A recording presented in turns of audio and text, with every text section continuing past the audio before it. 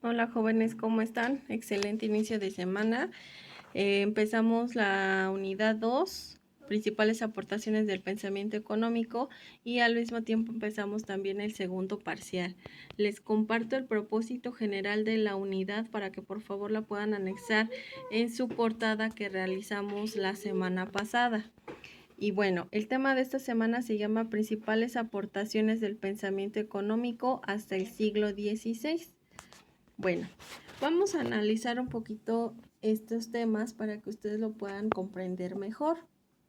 Es importante que nosotros pues nos ubiquemos qué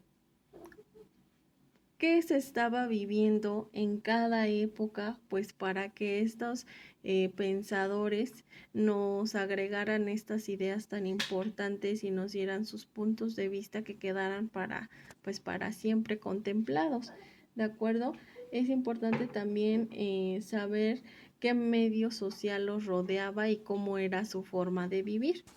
La teoría económica pues simplemente surge desde que el hombre existe. ¿Para qué? Pues para satisfacer sus necesidades humanas, ¿de acuerdo? Esta actividad económica al principio era simple y era primitiva. ¿Qué quiere decir esto? Simplemente el objetivo era mejorar la forma de obtener los bienes, ¿de acuerdo? Yo cómo voy a obtener, no sé, más maíz, cómo voy a obtener más borregos, cómo voy a obtener alguna tela, cómo voy a obtener alguna semilla, etc.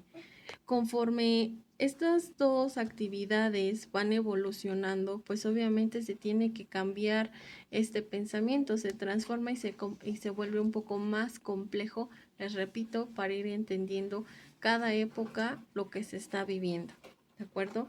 Vamos a empezar con estas primeras tres civilizaciones que son las más avanzadas en la época primitiva y empezamos con lo que es los, los siguientes pensadores. Bueno, como número uno tenemos a Aristóteles, y Aristóteles es pues el primer economista analítico. Él nos dice que el Estado surge de las familias y el origen del Estado es el vivir bien, para que los ciudadanos puedan llevar una vida feliz y buena. Ajá. Este pensador fue el que más hizo avanzar este pensamiento económico de la época y pues bueno, definió a la economía dividiéndola en dos partes. Ajá.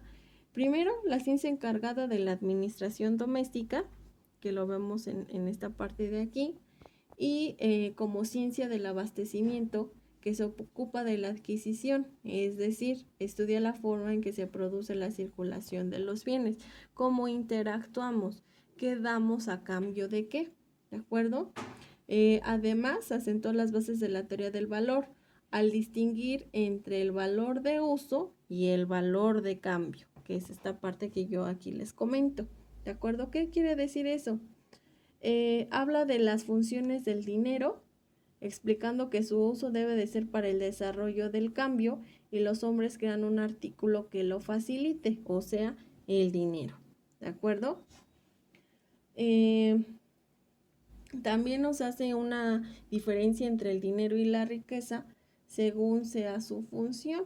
¿De acuerdo? Que más adelante lo vamos a analizar más a profundidad. Y pues bueno, algunas digamos así, obras literarias, está la política y la ética nicomaquea. Ajá. Esas son algunas de sus aportaciones que tenemos con Aristóteles. Ahora vamos con Platón. Platón nos data de la época del 427 al 347 a.C.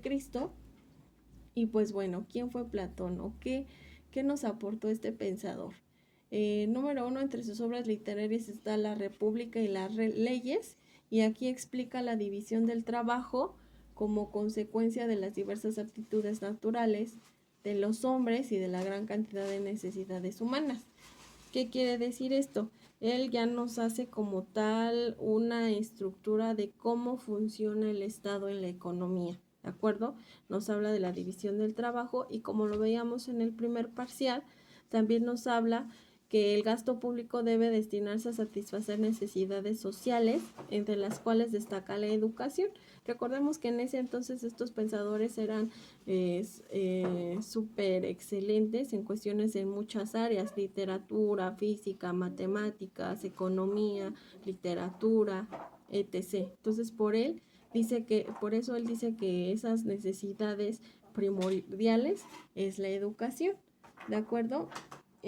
Seguimos con Jenofonte. Jenofonte es del año 430 al 355 a.C.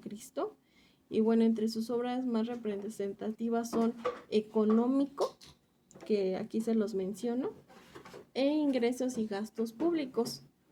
Bueno, a partir de estos libros, lo que destaca es que él nos dice que considera la economía como una disciplina independiente. ¿Qué quiere decir? Que no se auxilia de algunas otras ciencias. Y aparte resalta el papel de los incentivos económicos. ¿Qué quiere decir esto? Él nos dice que un buen estado lleva una buena economía simplemente con una buena administración. ¿Qué quiere decir esto? Una buena administración, él nos dice que es llevando una buena habilidad, un orden y una sabiduría para delegar el trabajo. También nos hace una diferencia entre la cantidad y calidad de los bienes, que quiere decir que es una técnica de trabajo y que esta división está limitada por el tamaño del mercado. Cantidad y calidad nos hace una diferencia de dónde se originan, cuál es su diferencia entre ellos, entre la cantidad y la calidad, hablando de la producción, ¿de acuerdo? Y bueno, como última civilización tenemos los hebreos.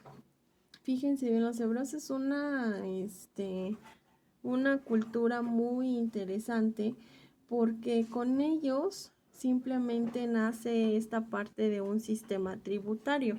¿Qué quiere decir esto? Pues simplemente pagar nuestros impuestos, ¿verdad?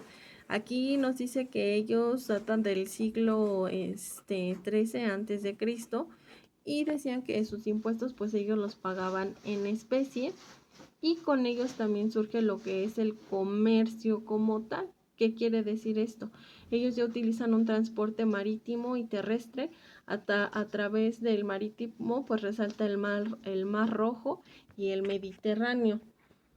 Expresa también la división entre ricos y pobres. Los principios rectores de la vida social deben ser justicia y piedad, también nos dicen eso los hebreos, y se deben castigar los abusos del comercio y la usura. Les digo, ellos fueron los que como tal dicen: nosotros ya vamos a estar intercambiando nuestros productos con las demás civilizaciones y con los demás pueblos. ¿Para qué? Pues para tener más dinero, para poder intercambiar esta parte de nuestros productos y nuestros servicios. Vamos a estar a continuación les voy a dar sus actividades. Son una serie de preguntas que ustedes deben de contestar en su cuaderno, y pues bueno, vamos igual a contestar una serie de actividades en nuestra clase Meet. Espero que hasta aquí no tengan alguna duda, si es así me la pueden externar pues en nuestra clase. Sería todo, jóvenes, cuídense mucho.